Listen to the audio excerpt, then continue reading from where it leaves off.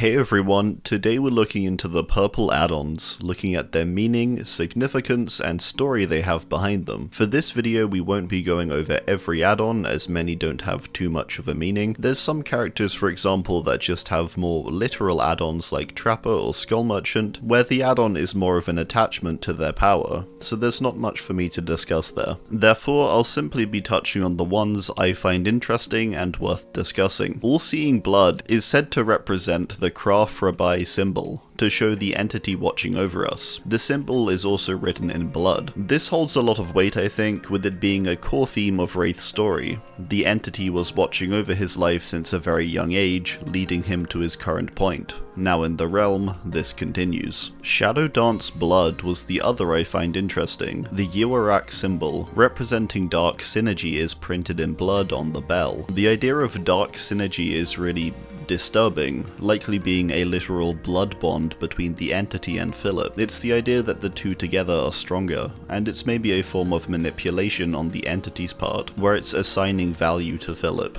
Pighouse Gloves hold significance as the gloves used by Billy to likely slaughter his parents' prized pigs, with them said to be soiled with an unknown substance. This is a big moment for him, as he relinquishes the importance he put in his parents' opinions, who had more favour for the pigs than they did for him, and so he decides to take his own path. Badman's last breath, Campbell's last breath, Jenna's last breath, and Kavanagh's last breath are all the final breaths of people from Crotus Pren Asylum. These ones are specifically significant because of the role these characters play in Sally's story. Campbell refers to Father Campbell, from the Father Campbell's chapel. Campbell would provide a place of refuge, originally for Sally and other patients of Crotus Pren, but ultimately on her rampage, she is said to have strangled him within the confessional of the chapel. Jenna refers to a patient of Crotus Pren, a young girl who Sally appeared to care for, but during her tome criticizes as a result of her getting nits once more, and refusing to leave her room. It's an odd relationship, but maybe Sally almost saw her as a child she could have had her husband not died. It reminds her of what could have been. The bad man was a patient of Crotus Pren, and was one of the more aggressive patients who Sally would often have to restrain and sedate. Maybe his breath has more significance, as he was a key person in causing Sally's own sanity to slip, with these occurrences triggering situations where she would laugh out despite the violence she witnessed. Kavanagh was an orderly of Crotus Pren. He often objectified Sally, staring at her chest, so I think his breath incites anger in her, remembering these instances. Glowing Concoction is an odd one, and quite out of place with the rest of Huntress's add-ons, being the only supernatural one really. It's said to be an otherworldly concoction that glows with light. This one is really weird for Huntress, and my best guess is that it's basically just a gift from the entity, a magical liquid which enables Anna to enhance her aura reading. Infantry Belt is a reminder both of Huntress's power, but also those who try to enter her land.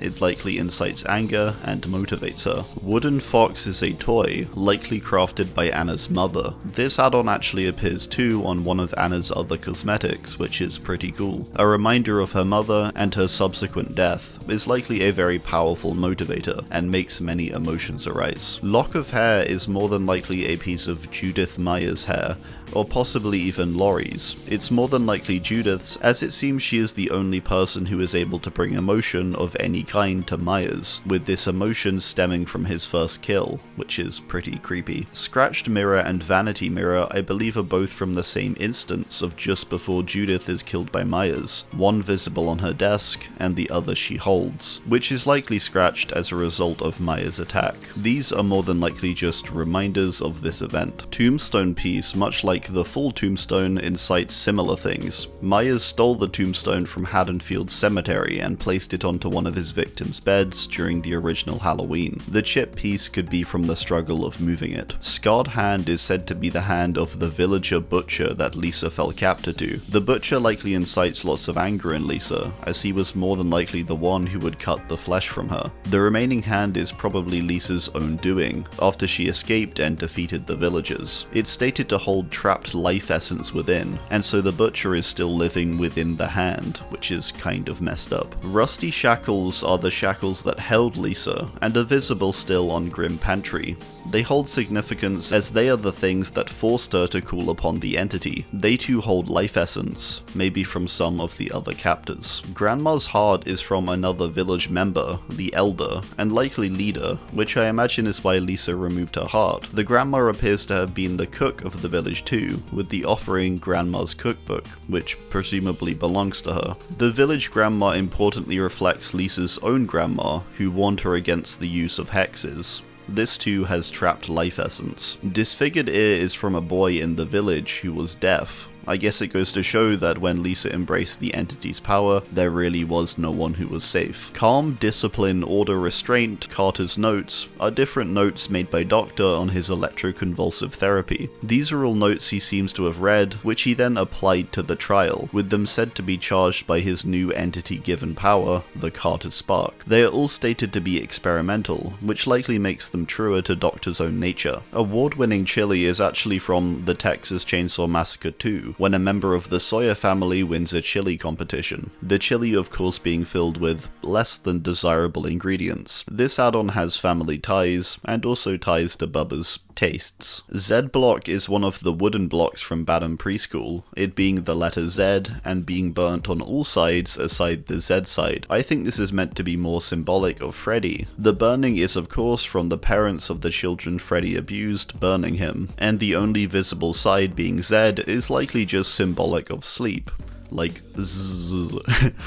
With the other blocks having animals on them too, the Z likely had a zebra, which has stripes, much like Freddy's, so this block kind of represents him. Class photo is the photo of all of Freddy's victims. It's a key element of the 2010 film, with Quentin and Nancy using it to track down what happened to each of them, many of them dead at the hand of Freddy. Pill bottle is filled with the pills that Quentin takes during the 2010 film, these being named Zonorol, which is actually a made-up brand for the film. It's actually ADHD medication that Quentin takes, that he uses in the film to keep himself awake. The empty bottle is representative of there being no available resistance to Freddy, which likely invigorates him. Tampered Timer is representative of Amanda rigging the trials, so that they are impossible. It's a key part of her character, and is representative of why she fits the realm so well. The entity's trials are similar in that even if you do escape, you're still very much trapped in an infinite loop of death. Cigar Box is the box Clown keeps his trophies in, which are currently fingers, but were once bird feathers. The first time Clown was caught was by his father, who discovered this box, causing him to flee. This box is representative as the beginning of his journey down this path, and likely incites emotion,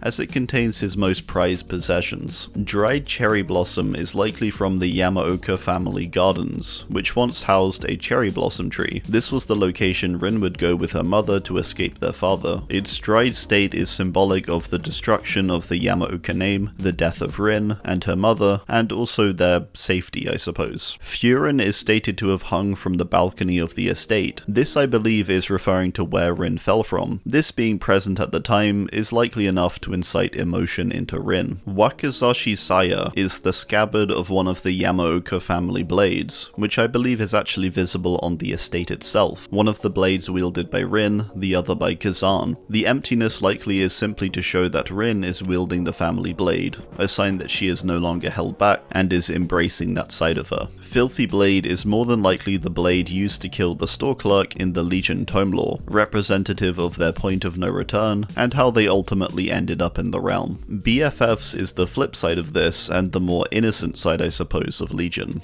It's a silver necklace worn by each member of Legion, together making a heart, which is weirdly wholesome for this murderous group. It holds emotion, I suppose, by reminding them of each other as a form of motivation. Severed Toe is literally just Adiris's toe.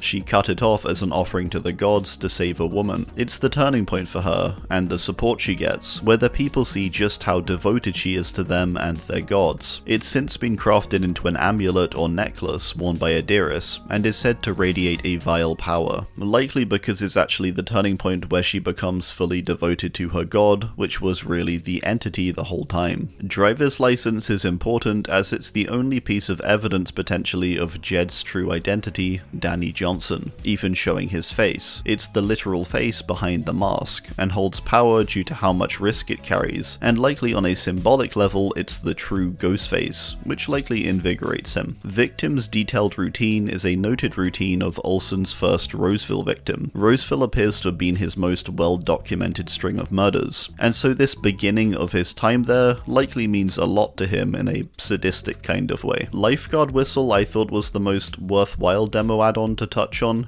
This is likely Billy's whistle used in Season 3, where his body is possessed by the Upside Down's Mind Flayer, with it said to still hold energy from that event, which likely is how it empowers Demo. Akito's crutch is the crutch of Kazan's son. Akito injured his leg after falling from a tree. The flavor text mentions this accident was blamed on Akito's friend, who was punished, along with their family. This shows the brutality of the Yamaokas, and just how highly they regard their own image and reputation. Splintered Hull is a really interesting one, being a shattered piece of hull from the ship that Renjiro Yamaoka used during his samurai days. This holds significance as a core part of the Yamaoka legacy, and being a quite literal piece of Kazan's family that he holds in such high regard, that being their battle prowess and pride as samurai. Tear-soaked Tenugui is the only mention I believe of Kazan's mother. It's a cloth that she cried into when Kazan left to cleanse Japan of false samurai. Like his father, it seems his mother greatly disapproved of him leaving, and likely wished he had pursued another path. This add-on is important because it shows that Kazan did actually have emotion, and he did care about what his family thought. He just ultimately believed that what he was doing was more important. Bayshore's cigar is taken from the moment Caleb fired at his boss, and the event that ultimately lands him in prison and to become a bounty hunter. This is the turning point of his story, and representative of him giving into his anger. Prison Chain further explores this, being the chain used to hold Caleb whilst he was in prison, which he has repurposed for use with the spear gun. Like the cigar, it likely incites anger, but also a sadness for what his life could have been. Crimson Ceremony Book and Lost Memories Book are items you can find within Silent Hill 2, and are available after completing the game. They are both items used to get a secret ending named Rebirth, where James attempts to revive his dead wife. Executioner was spawned as a result of him killing her, so these items used to attempt a resurrection likely holds a lot of power. Rust-colored Egg and Scarlet Egg are obtained in Silent Hill 2, after defeating the Pyramid Heads, and represents the moment James sees their purpose and is reminded of his guilt. These therefore likely hold a lot of power, a sign of Pyramid Head's accomplishment too. Vigo's journal is the Journal of Vigo, a frequent character in the lore who appears to have harnessed the Blight also, with his laboratory being somewhere within the realm. Talbot used this journal to escape the Void after he was thrown down there, using what he learnt from it to escape. It is likely also meant to further his own research, but holds emotional weight for him as it saved him from a pit of eternal damnation. Alchemist's ring is a ring that Talbot received after graduating from the London School of Medicine. It's said to be a reminder of unrestrained ambition, but likely also a reminder of where he started from, and in some ways, I think his humanity that has since mostly been lost. Soul Chemical is stated to be from a gland of a survivor. What this is used for, I'm unsure of, but it could be a part of the survivor's actual soul, which is currently being harvested by the entity. It is from the pineal gland, which is said to be where the soul is. This likely holds power within the realm. Summoning Stone is the stone which Talbot used to summon the entity, with the symbols he scratched into the den's walls on Dyer Island. It likely holds lots of power, and incites emotion, as it was the payoff to Talbot's life of research, and the moment that basically made it all worthwhile. Drop of Perfume is one of the last items that the twins have of their mother. It's a powerful reminder of her, and likely her sweeter side. I think it's a positive add-on, where they remember how nice she was, but ultimately how that was taken away, with all that remains being a single drop. Cut Thru U Single is stated to be the first single by No Spin. I didn't actually know this, but the meaning behind the chapter All Kill is actually a K-pop term, used to describe a song or album that gets to the top of every Korean music chart. It's called an All Kill. This represents the start of Ji-Woon's career and what ultimately led him down the path he is now on. Edge of Revival album is similar, but instead being the start of the Trickster as it were, being his debut album. The single is the beginning of Ji-Woon,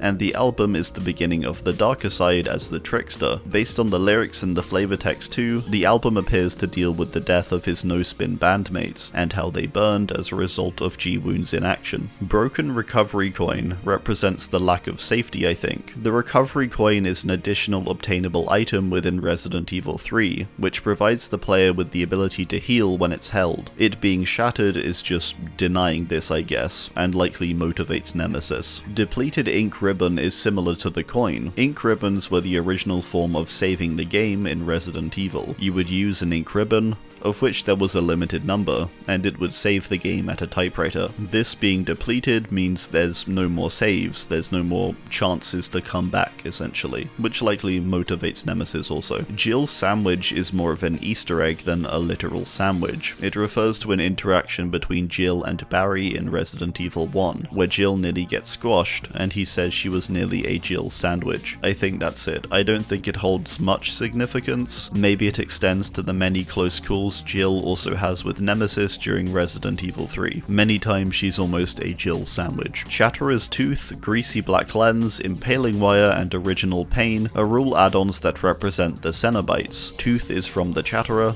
Lens is from Butterball, Wire is from the female Cenobite, that's literally her name, and the pin is Pinheads, of course. The significance here is maybe just that each item draws power for Cenobite, being parts of his fellow Cenobites. I also think they're just meant to be cool references to the original film. Matthias's baby shoes hold significance as they remind Kamina of the death of her brother, Matthias. It was the instigating event of the rest of her lore and story, and the guilt she feels over it, despite not being responsible. Severed hands and tongue are literal pieces of Carmina that have been removed by the people who captured her. These likely remind her of this moment and likely enrage her, but also sadden her, with them being the removal of her expression as a person and artist. They hold a lot of emotion, I imagine. VCR, telephone, and tape editing deck are all instruments used to help spread Sadako's curse. I think that's all these really represent, and likely hold significant power, being the means of Sadako's quote-unquote revenge. Distorted Photo is a photo of people who watched the tape, and a reminder of their doom. I'm not too sure who is pictured, I don't believe it to be Yoichi and his family. Regardless, it represents a similar thing, I think, to the other items here. Boat Key appears to be the only means to access the Garden of Joy, getting on and off the island it was situated on. They were said to have been hidden away to avoid deserters. These are important as they represent just how trapped these people were, not just geographically, but also by the oncoming darkness of Dredge that ultimately arose within the community, a physical representation of Dredge's looming threat. Field Recorder and Lavalier Microphone